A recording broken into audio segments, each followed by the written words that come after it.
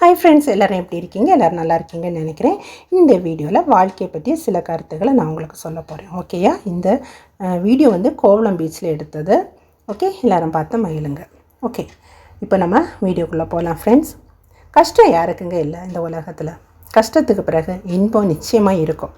அப்படி தானே? எனக்கு கஷ்டம் வந்துட்டு அப்படின்னு சொல்லிட்டு யாருமே ஒதுங்க வேண்டிய தேவையே கிடையாது. சந்தோஷம் துக்கம் ரெண்டுமே கலந்தது தான் இந்த உலக வாழ்க்கை.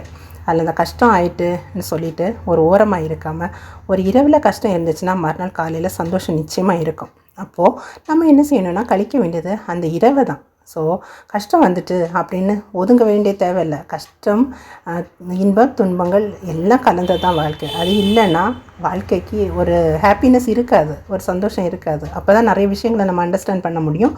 நம்ம கடவுளையும் தேடுவோம். ஸோ கஷ்டங்கள் வந்துட்டுன்னு தோண்டு உட்காராமல் அதுலேருந்து நம்ம எப்படி ஹாப்பினஸை உருவாக்க முடியும்னு தான் பார்க்கணும்.